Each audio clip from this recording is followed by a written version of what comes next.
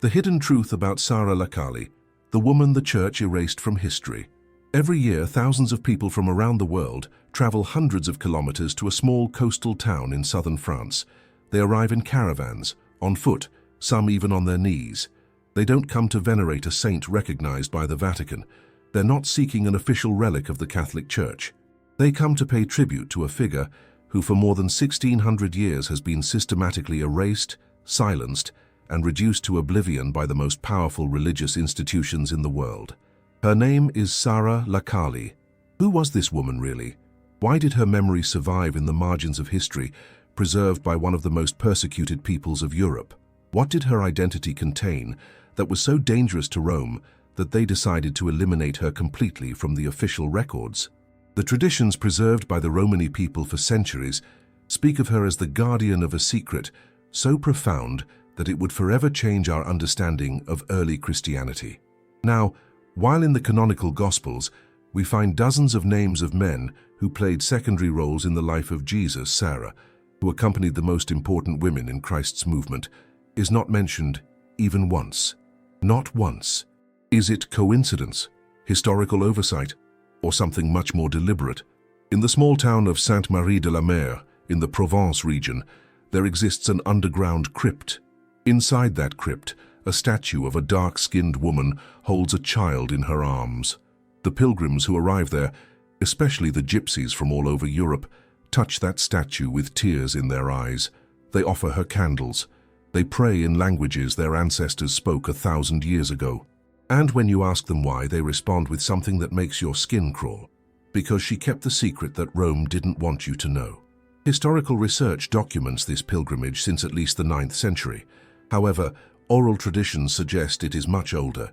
The accounts preserved in Romani communities speak of Sara arriving on those French coasts in the company of 3 women fleeing from Jerusalem. 3 women whose presence in that flight raises questions that the Church has never wanted to answer.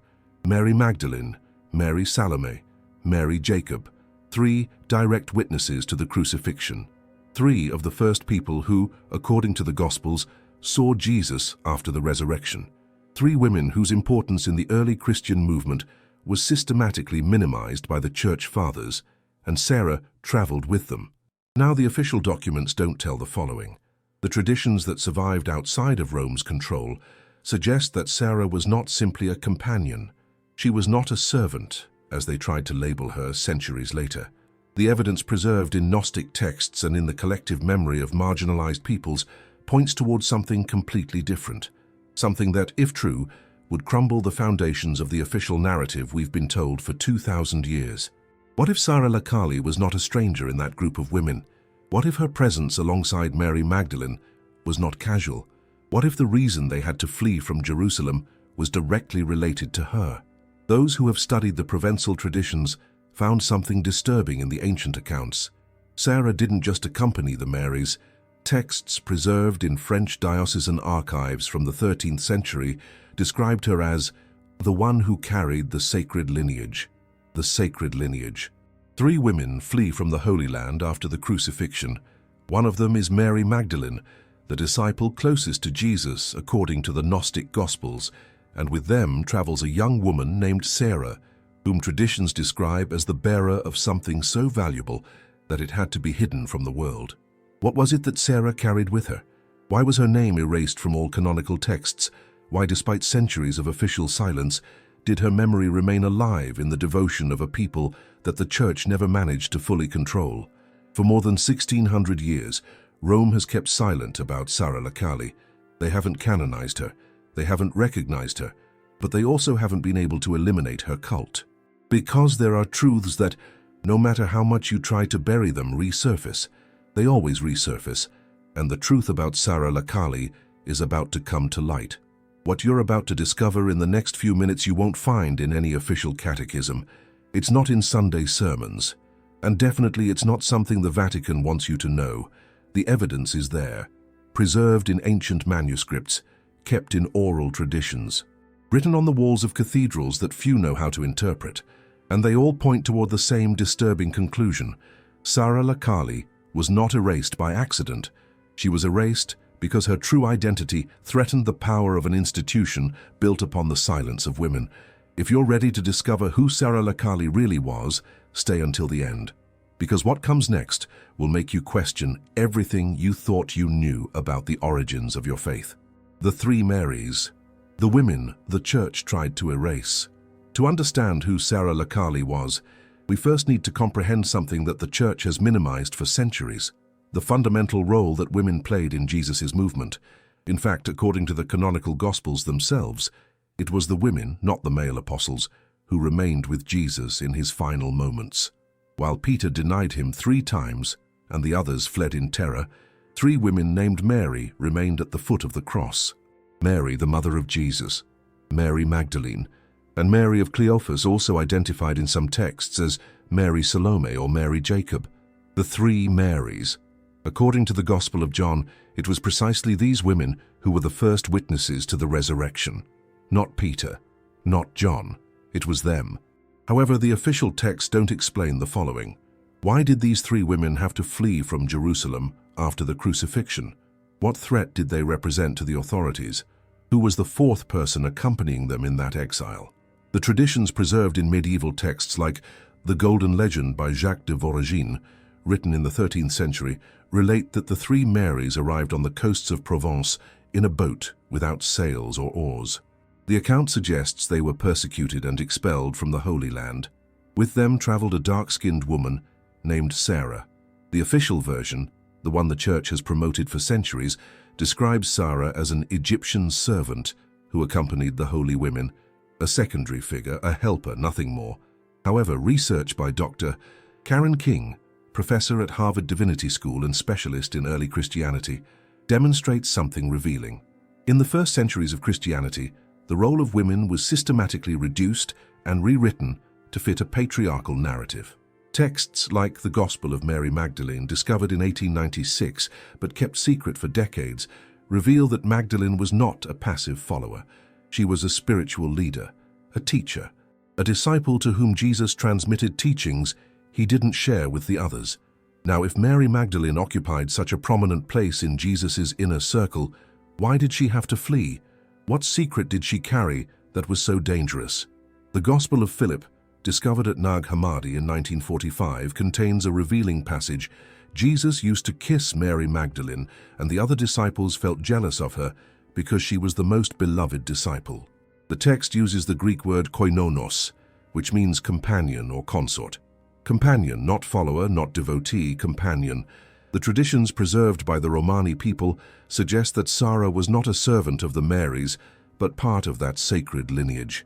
Could it be possible that Sara was the reason why Mary Magdalene had to flee? The historical logic is clear. After the crucifixion of Jesus, the Roman and Jewish authorities actively persecuted his followers. But they didn't persecute just anyone. They persecuted those who represented a political or spiritual threat. Why would 3 women, especially Mary Magdalene, be expelled from Jerusalem? What knowledge did they carry? The answers emerge when we examine what the Gnostic texts reveal about the internal conflict in the early Christian community. These documents record a power dispute between Peter and Mary Magdalene. Peter questioned why Jesus revealed teachings to a woman. Mary, for her part, defended her spiritual authority, and Peter won. History was written by the victors, and the victors decided that female leadership had no place in the new church. However, before that decision was consolidated, before the ecclesiastical councils eliminated the Gospels that spoke of women's power, Mary Magdalene fled, and with her, she took a secret named Sara. The exile, the journey that the church never wanted to tell. Imagine the scene. 3 Jewish women in the 1st century sailing across the Mediterranean without a crew, without sails, without a clear destination.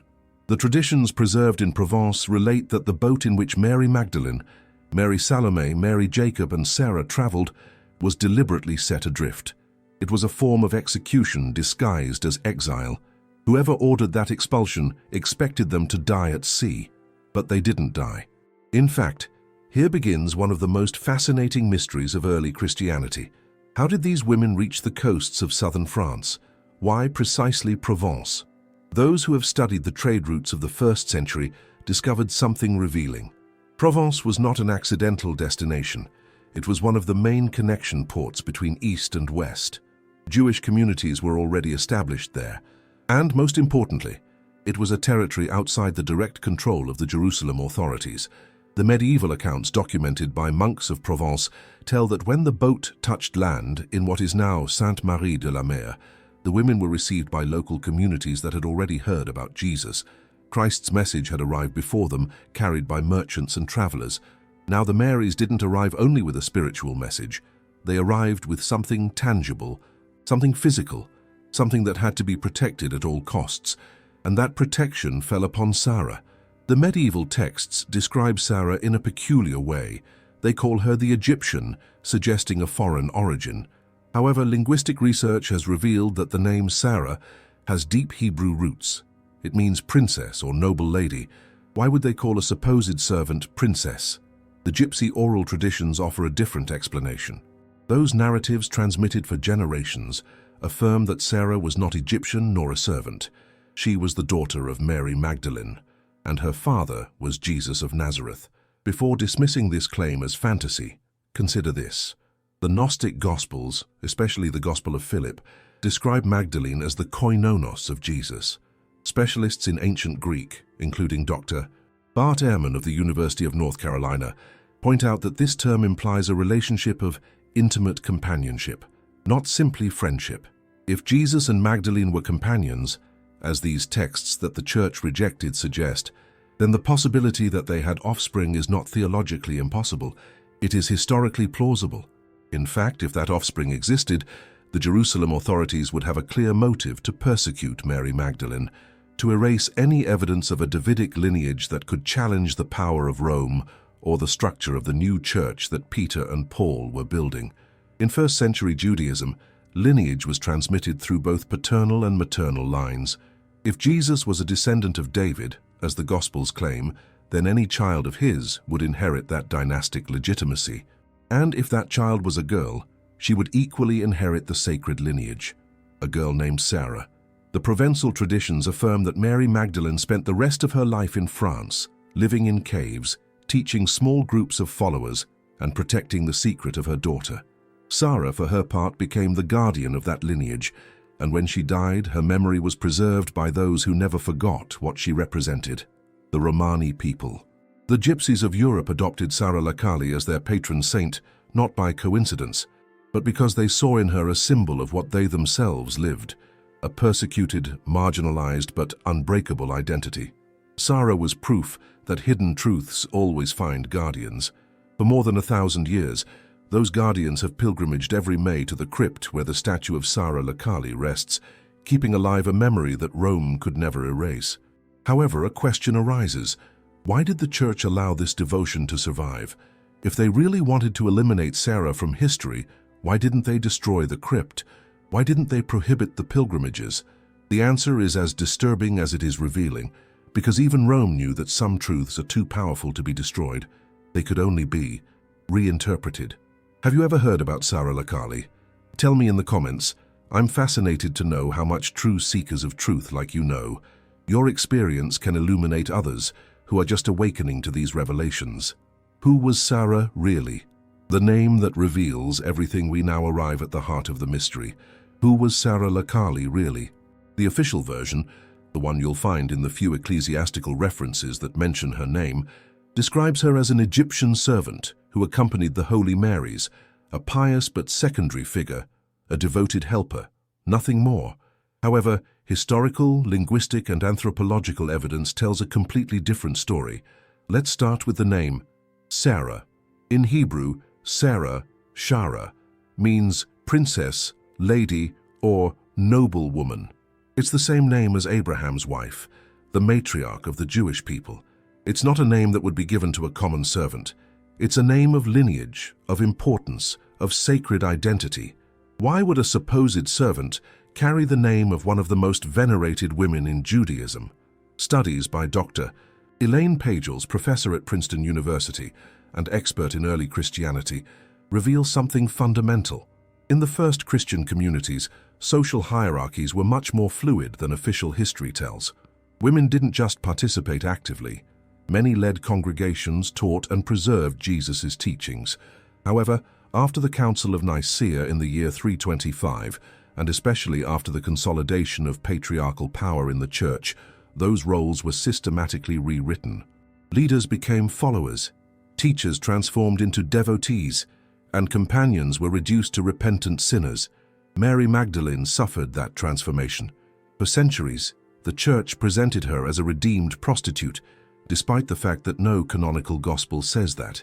It was Pope Gregory the Great in the year 591 who deliberately merged the figure of Mary Magdalene with other women in the gospel to create that narrative of sin and redemption. Why? Because a Mary Magdalene, who was a leader, teacher, and companion of Jesus, threatened the masculine power structure that the Church was building.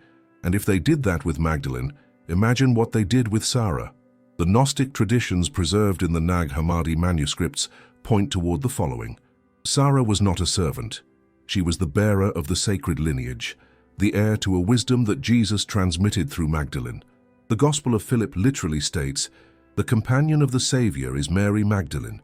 Christ loved her more than all the disciples and used to kiss her on the mouth." That passage was considered so scandalous by the Church that the Gospel was excluded from the official canon, but the evidence remained preserved. Research by Margaret Starbird, theologian and researcher of Christian symbolism, has explored this possibility from a historical perspective. Starbird points out that in first-century Judaism, it was extremely unusual for a 30-year-old rabbi not to be married. Marriage was considered a religious mandate, and if Jesus was married, something the Gnostic Gospels insinuate, then his most likely wife was Mary Magdalene. And if they were married, then Sara could be their daughter. Why would this revelation be so dangerous for Rome?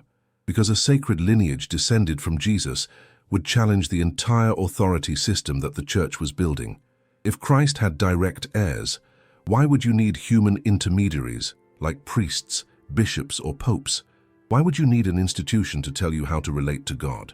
In fact, the Church's power has always depended on controlling access to the divine.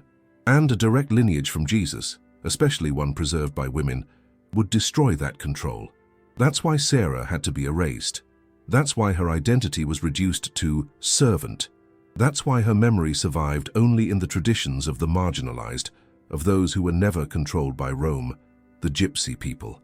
Now, even within official Christian symbolism, there are traces of Sara that the Church couldn't completely eliminate.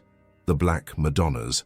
Throughout Europe, especially in France, Spain, and Italy, there exist more than 500 images of dark-skinned virgins. The Church has explained them as a result of wood oxidation or candle smoke. However, researchers like Ian Begg, specialist in Christian iconography, have demonstrated that these images have a much deeper origin. They represent the cult of the sacred feminine that existed before Christianity and survived within it, disguised. And at the center of that cult is Sara la Kali. Her dark skin, her position as guardian, her connection to the divine lineage. All of this points toward a truth that the Church has tried to hide for almost 2,000 years. Sara was not a servant. She was an heir, the bearer of a secret so powerful that it changed the course of history. The forbidden revelation. Was Sara the daughter of Jesus? We arrive at the most disturbing revelation of all, the one the Church has denied for centuries, the one that, if true, would completely rewrite our understanding of Christianity. What if Sara la Kali was not just a companion of the Marys, not even a distinguished disciple? What if Sara was the daughter of Jesus and Mary Magdalene? Before dismissing this idea, consider the evidence that historians, theologians, and archaeologists have been discovering over the last decades. Let's start with what we know for certain. First, Mary Magdalene was the disciple closest to Jesus. This is not only stated by Gnostic texts, it's confirmed by multiple sources, including the Gospel of Mary Magdalene, where Peter himself questions why Jesus revealed secret teachings to a woman. Second, in first-century Judaism, celibacy was extremely rare. Rabbis were obligated to marry. It was considered a divine mandate. According to the Talmud, a Jewish man who did not marry by age 20 was living in sin. Jesus, at 30 years old, would have been married according to all the cultural expectations of his time. Third, the canonical Gospels never explicitly say that Jesus was not married. That was a dogma imposed centuries later by a church that had adopted celibacy as a symbol of spiritual purity, but in the original Gospels it's simply not mentioned. If Jesus was married, and textual and cultural evidence suggests he was, then his most likely wife was Mary Magdalene. She was present at the most critical moments of his life. She was the first witness to the resurrection, and the Gospel of Philip calls her his koinonos, companion. That word, koinonos, is not used in ancient Greek to refer to a simple follower. It's used to refer to a wife, a partner, a life companion. And if they were life companions, then the possibility that they had children is not theologically scandalous. It is biologically natural. The traditions preserved by the Romani people affirm that Sara was born before the crucifixion. The legends speak of a girl that Mary Magdalene fiercely protected, whom she took with her in exile to Provence. A girl whose identity had to be hidden because she represented a mortal danger to the Roman authorities. Why would a girl be dangerous? Because in the political context of the first century, Jesus was not just a spiritual teacher. He was a direct descendant of King David. The Gospels of Matthew and Luke dedicate entire chapters to establishing his Davidic lineage, and in Jewish culture, that meant he had legitimacy to claim the throne of Israel.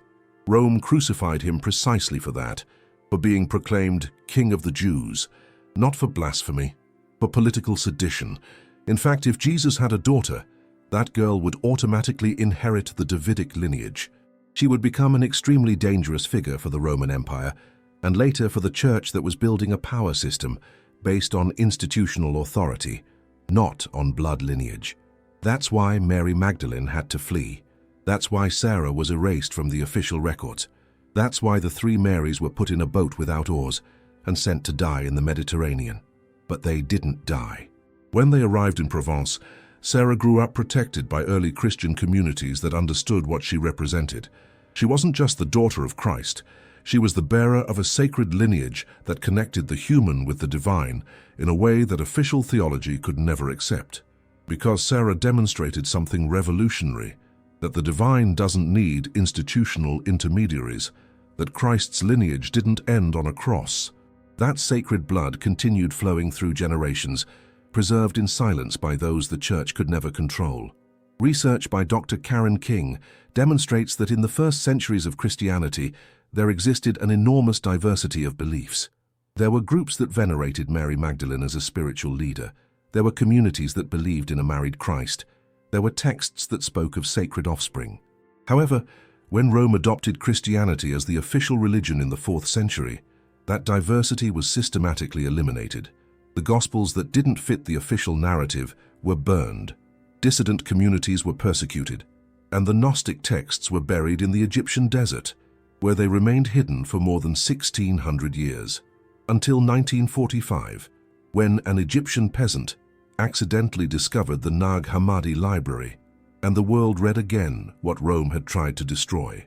The Gospel of Philip, the Gospel of Mary, the Gospel of Truth, all of them speaking of a Christianity completely different from what we were taught.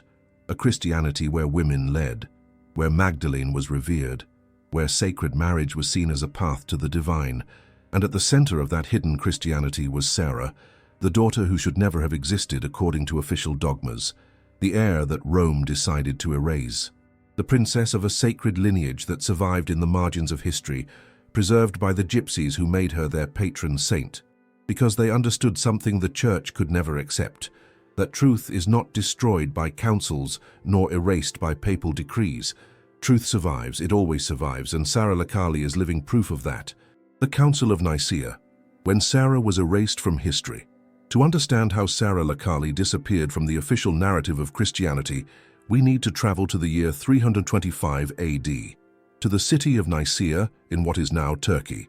There, Emperor Constantine convened more than 300 Christian bishops to resolve a problem that threatened to fragment the empire: the incredible diversity of beliefs within early Christianity. There were Christians who worshipped Jesus as God, others who saw him as a human prophet elevated by God. There were groups that venerated Mary Magdalene as apostle of the apostles, entire communities that followed completely different gospels from those we know today, and Constantine needed uniformity, not for spiritual reasons but political ones. One empire, one religion, one control. The Council of Nicaea was the most important event in the history of institutional Christianity.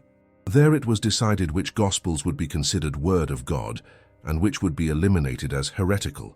Christ's divinity was established as official dogma. The Trinity was defined, and the foundations were laid for the power that the Church would exercise for the next 1700 years. Now that council was not guided by divine revelation. It was a political negotiation. The bishops voted, discussed, fought, and in the end, those with more influence imposed their vision. Eusebius of Caesarea, historian present at Nicaea, recorded that there were intense debates about which text should be included in the official canon. The criteria were not purely theological, they were also practical. Which texts strengthened institutional authority? Which weakened the control of the ecclesiastical hierarchy? And all the Gospels that presented women in leadership roles were systematically excluded.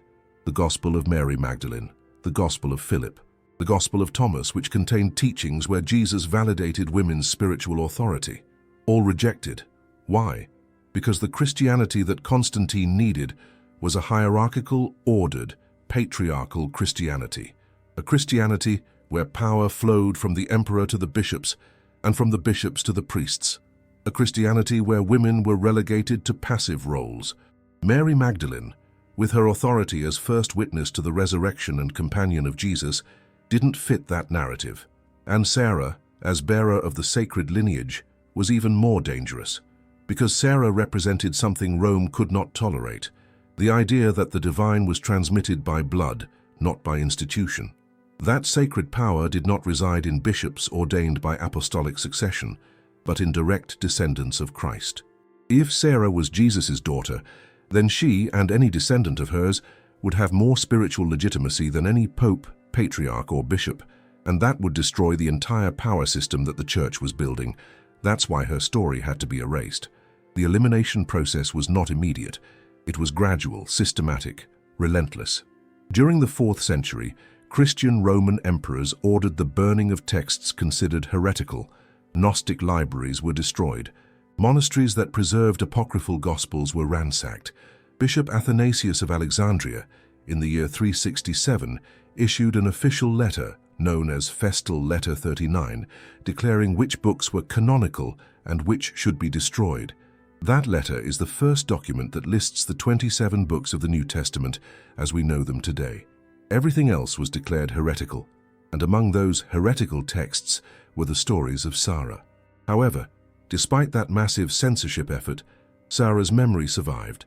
Not in official texts, not in ecclesiastical libraries, but in oral traditions, in popular pilgrimages, in the devotion of marginalized communities that the Church never managed to fully control.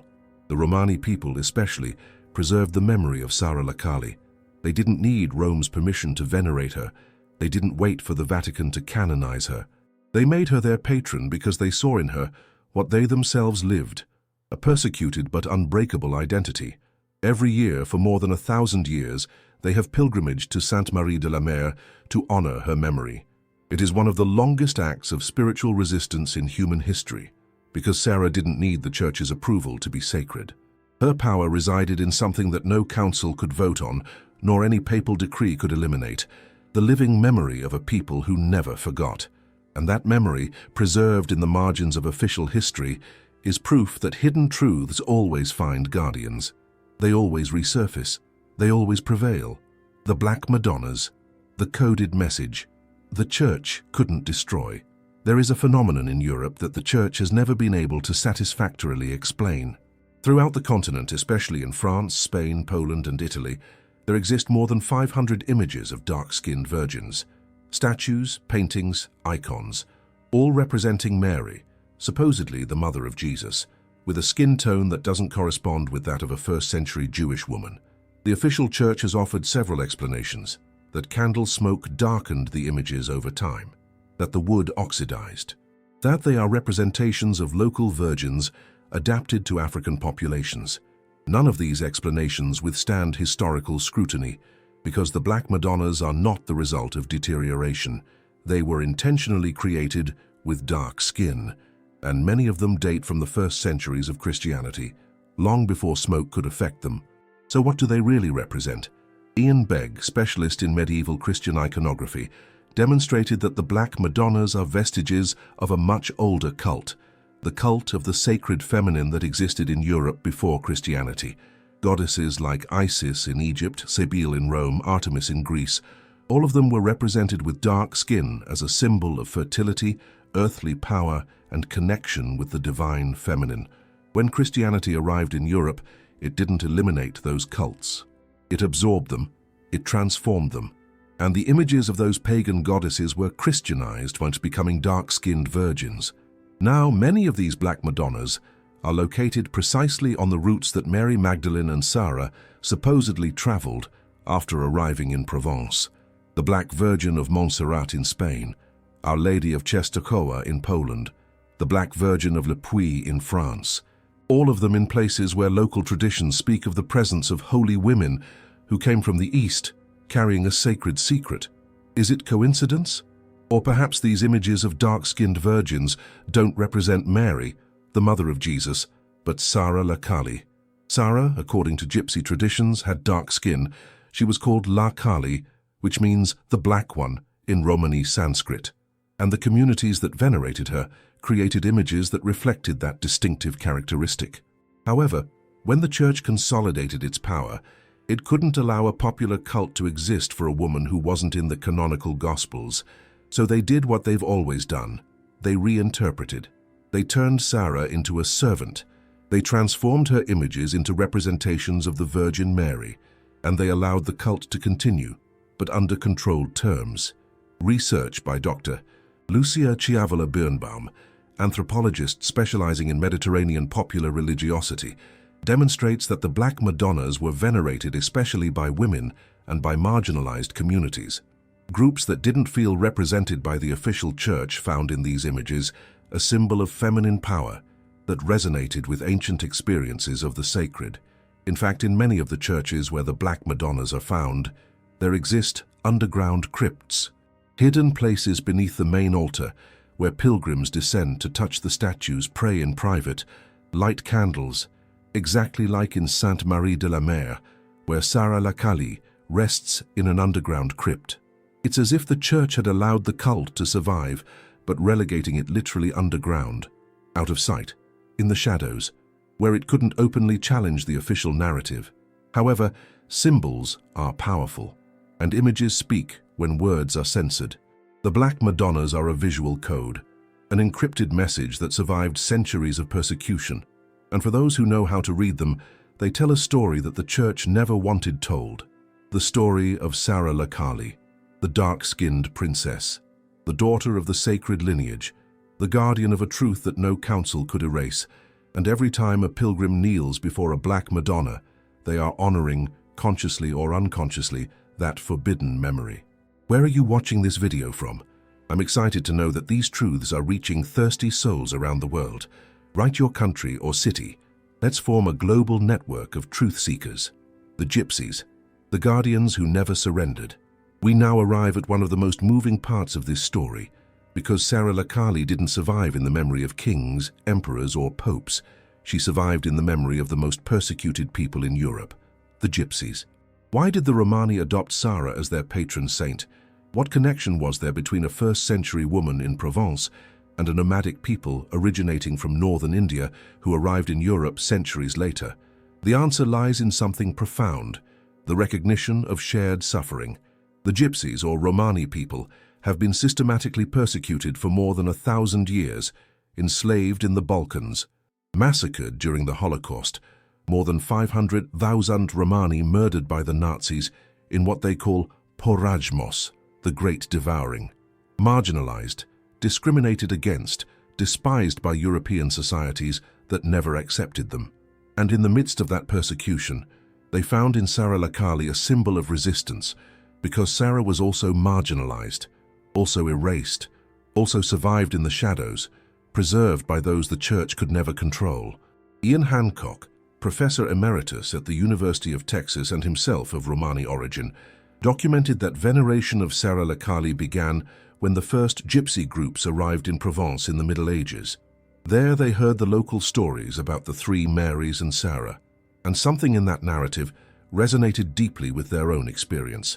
A sacred woman, protected by a group of women, fleeing persecution, preserving a secret that the powerful wanted to eliminate.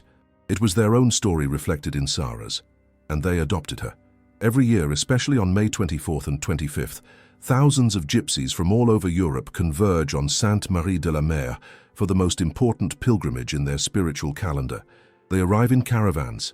They camp on the outskirts of the town, and together, in a procession dating from at least the 9th century, they carry Sara's statue from her crypt to the sea. They immerse her in the waters of the Mediterranean. It is a ritual of purification, of renewal, of connection with something sacred that transcends official religious institutions. Throughout the celebration, the Catholic Church observes from a distance. It doesn't actively participate. It doesn't lead the ceremonies. Local priests say masses, yes, but the true power of the pilgrimage resides in the gypsies themselves. It is their ritual, their saint, their memory, and the Church could never take it from them. Historical records document that since 1448 there have been written references to the gypsy pilgrimage to Sainte Marie. However, oral traditions suggest it is much older. Some researchers believe it could date back to the 9th century, when the first Romani groups arrived in Western Europe. For more than 1,000 years, despite persecutions, prohibitions, attempts at cultural eradication, the gypsies have kept Sara's memory alive. Why? Because they understand something fundamental, that sacred truths don't need institutional approval. They don't require canonization. They don't depend on papal decrees. Sacred truths live in the hearts of peoples, and when a people decides to preserve a memory, that memory becomes indestructible. Those who have studied Romani religiosity discovered something fascinating. Gypsies practice what anthropologists call religious syncretism. They adopt elements of Christianity, but mix them with their own traditions, creating a unique spirituality that is not fully controlled by the Church. Sara la Kali is the perfect example of that. Officially, the Church tolerates her as a popular devotion. It has never canonized her. It has never included her in the official liturgical calendar, but it hasn't prohibited her either, because it knows that doing so would provoke a rebellion among millions of Catholic gypsies throughout Europe. So she exists in a liminal space, neither completely accepted nor totally rejected, exactly where she's always been, in the margins. Now the margins are where revolutions begin. The margins are where hidden truths survive. And Sara la Kali, preserved in the margins of official history by a people who never gave up, is proof that no institution, however powerful, can completely erase what the people decide to remember. Every pilgrimage is an act of resistance. Every candle lit in her crypt is a declaration that truth doesn't need permission to exist, and every gypsy who travels hundreds of kilometers to honor her memory is saying something the Church never wanted to hear. We remember what you tried to erase, and we will keep remembering until the whole world knows. The Vatican's strategy: controlled silence. If Sara la Kali represents such a great threat to the official narrative, why has the Vatican never completely prohibited her? The answer reveals an institutional control tactic more sophisticated than simple censorship: neutralization by omission. The diocesan archives of Marseille and Avignon contain a revealing detail. Between the 14th and 18th centuries, local bishops sent repeated reports to the Vatican about irregular devotions in Provence. They mentioned the gypsy pilgrimages. They described the cult of a figure called Sara. They asked for guidance on how to proceed, and Rome responded with silence. No condemnations, no authorizations, simply administrative silence. Antonio Socci, historian specializing in Vatican archives, identified this pattern in dozens of similar cases. When a popular devotion cannot be eliminated without causing conflict, the Vatican strategy has historically been to marginalize it without confronting it directly. They call it the doctrine of programmed oblivion. It works like this. You don't mention the devotion in official documents. You don't build basilicas. You don't establish liturgical feasts. You don't send cardinals to participate. You simply ignore. And you wait for, over time, without institutional support, the devotion to naturally fade away. Except Sara didn't fade away. In the 16th century, during the Counter-Reformation, when the Catholic Church was obsessed with eliminating superstitions, there was a serious attempt to suppress the cult of Sara. The Bishop of Arles wrote to Pope Pius V, proposing the closure of the crypt. The papal response was calculatedly ambiguous: allow popular devotion as long as it does not explicitly contradict official doctrine. What does that mean in practice? It means the pilgrimages could continue, but the Church wouldn't officially recognize them. Sara could be venerated, but not taught in catechisms. The Gypsies could honor her, but priests should not actively promote her. It's a brilliant form of containment. You allow something to exist that you can't destroy, but you control its reach by limiting its institutional dissemination. And for centuries it worked. Sara remained a regional devotion, known mainly by Gypsies and local inhabitants of Provence, but ignored by most Catholics in the world, until the internet arrived. In fact, in the last 2 decades, the situation has changed radically. Documentaries, books, academic research, and social networks have put Sara la Kali on the global map. Millions of people who had never heard of her now know her story, and the Vatican continues without officially pronouncing. In 2016, when Pope Francis visited Marseille, he passed less than 50 kilometers from Sainte Marie de la Mer. Gypsy organizations formally requested that he include Sara's crypt in his itinerary. The response was diplomatic. The Holy Father recognizes the importance of popular devotions, but his schedule does not allow. Translation: we don't want to confront this directly, because officially recognizing Sara would open a Pandora's box of uncomfortable questions. Who was she really? Why isn't she in the Gospels? What relationship did she have with Mary Magdalene? Why was she erased? And those questions would inevitably lead to conversations about lineage, about the role of women, about the very institutional legitimacy of the Church.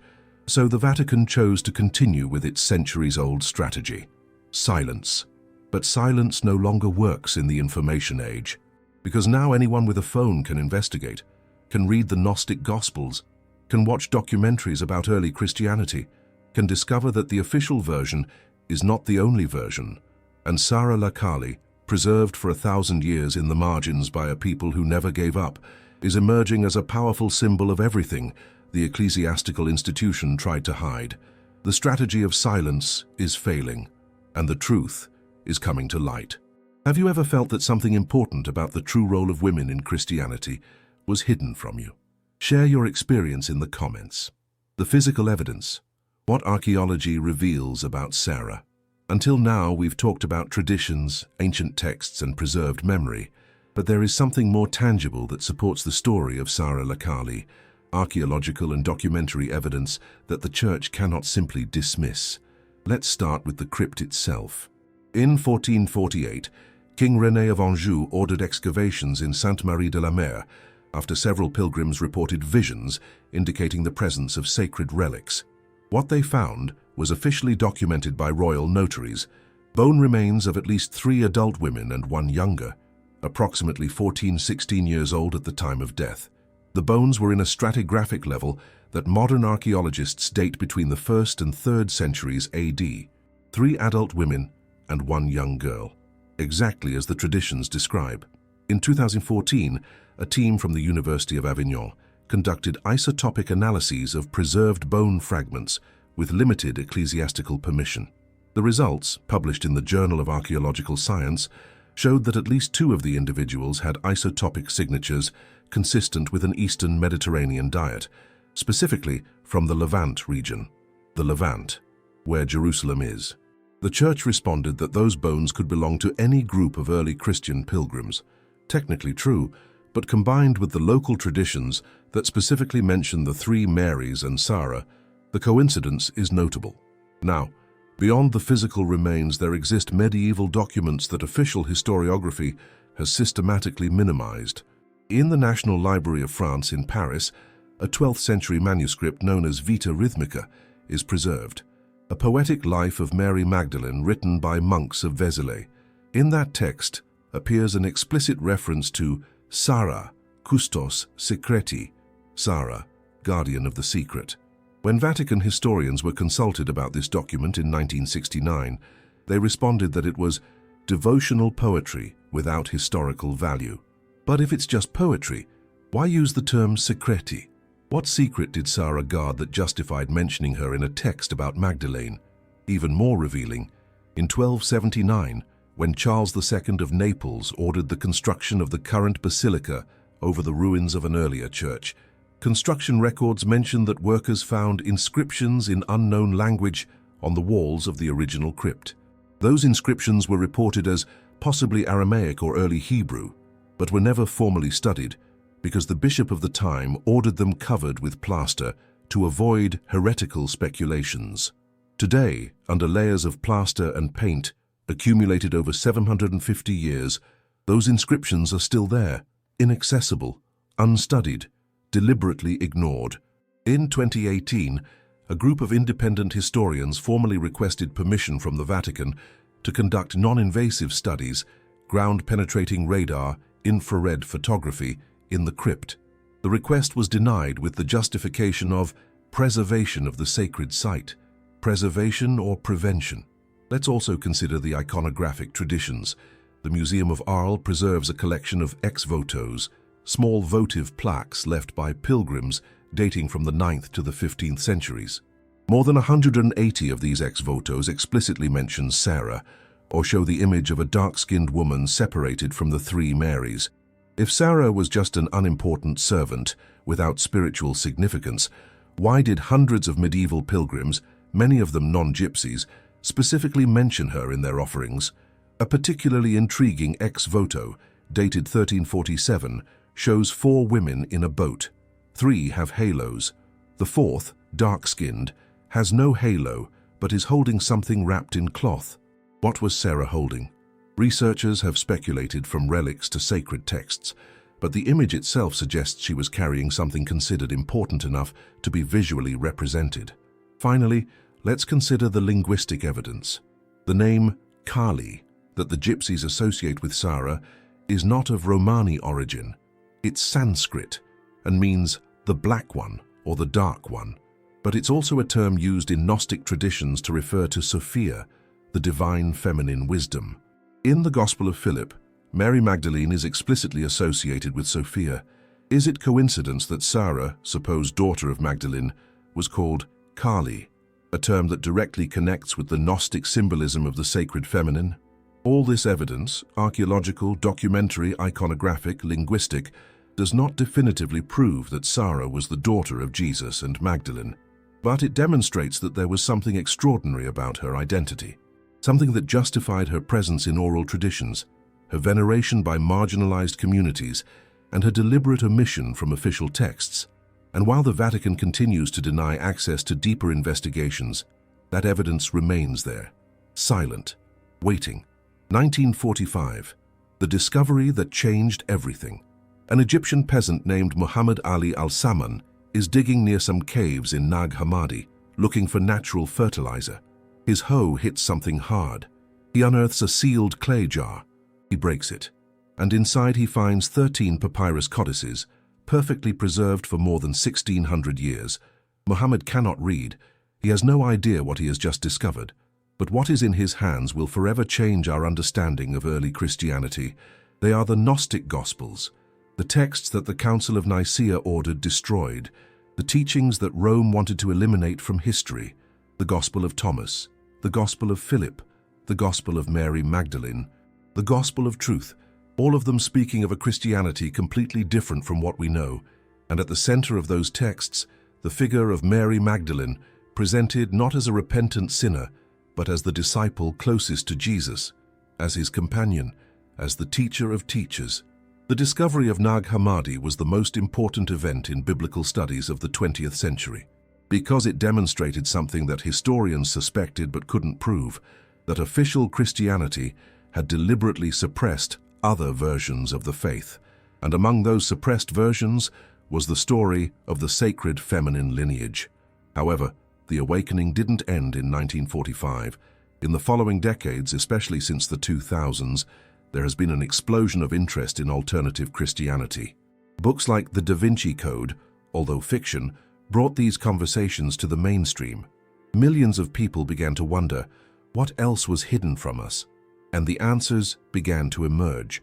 documentaries investigating the relationship between Jesus and Magdalene, academic studies on the role of women in the first Christian communities, archaeological investigations discovering that the first Christian churches had women as leaders, priestesses, bishops.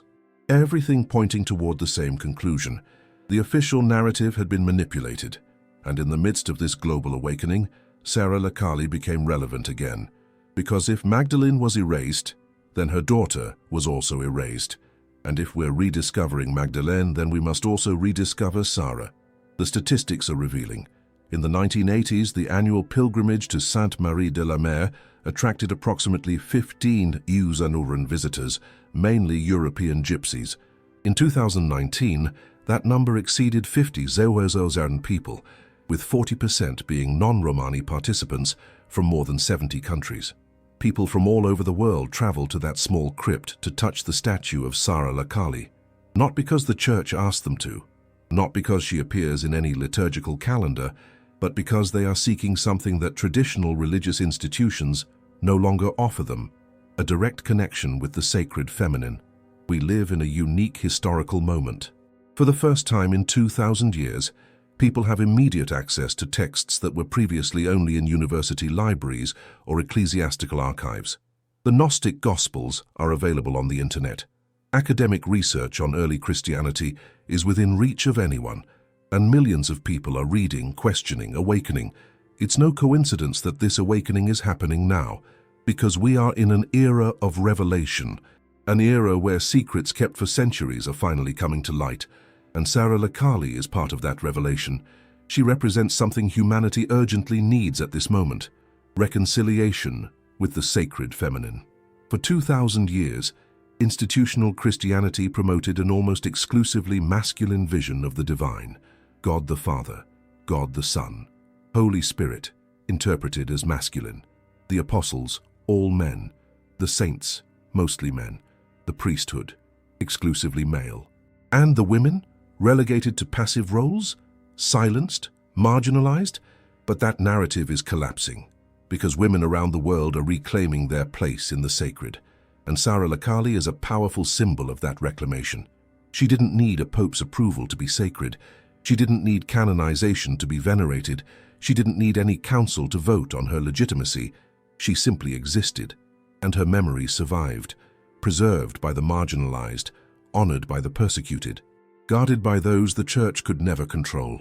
And now in the 21st century, her story is resonating with millions of people who feel the same thing the Gypsies felt 1,000 years ago, that there are sacred truths that institutions cannot give you, that there are divine connections that don't need intermediaries, and that the power of the sacred flows through all of us, men and women, rich and poor, accepted and marginalized. Sara la Kali was not just a girl from the 1st century. She was a symbol of spiritual resistance, and that symbol is more alive today than ever. The truth that cannot be erased. So here we are, at the end of a journey that took us from the coasts of Provence to the councils of the 4th century, from the underground crypts of Europe to the manuscripts buried in the Egyptian desert. And now the question is, what do you do with this information? Because this is not just a curious historical fact. It's not just an interesting theory to debate. It's an invitation to awaken, to question, to reclaim your own connection with the sacred. For 2,000 years, religious institutions told us we needed intermediaries to reach God, that only priests could consecrate, that only bishops could interpret, that only the Pope could speak with divine authority. But Sara la Kali teaches us something different. She teaches us that the sacred doesn't need permission to exist, that the deepest truths survive in the margins, preserved by those whom society despises, that divine power flows through all of us, regardless of whether an institution recognizes us or not. That is Sara's true lesson. It's not just the story of a 1st century woman who was erased from official records. It's the story of every person who has felt that official narratives don't capture their spiritual truth, of every woman who has been silenced in religious spaces, of every marginalized person who has found the sacred outside of institutions, of every seeker who has discovered that God is within, not in the stone buildings they call temples. Sara la Kali is your story, because at some point in your life, you too have been marginalized. You too have felt that something important was hidden from you. You too have questioned whether the official version was really complete.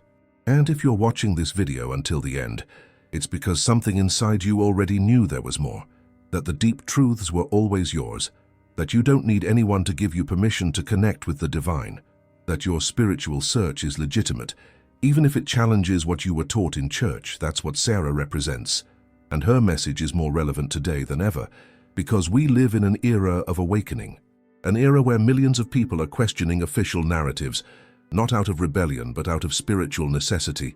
We are hungry for truth, tired of half stories, and willing to search in the margins for what institutions denied us. So my final question to you is this: what will you do with what you discovered today? Will you share it? Will you investigate it more deeply? Will you allow this revelation to transform your relationship with the sacred? Because Sara doesn't need to be canonized, but she does need you to remember her, to honor her memory by sharing her story, to become one of the guardians of this truth, as the Gypsies were for 1,000 years. And perhaps, just perhaps, by remembering Sara la Kali, the woman Rome couldn't erase, you're remembering something in yourself that also cannot be erased: your direct connection with the divine, your right to question, your power to seek truth no matter where it leads you. That is Sara's legacy, and now it's yours. Thank you for watching this video until the end, and remember, truth doesn't need permission to exist. It only needs brave souls who dare to seek it.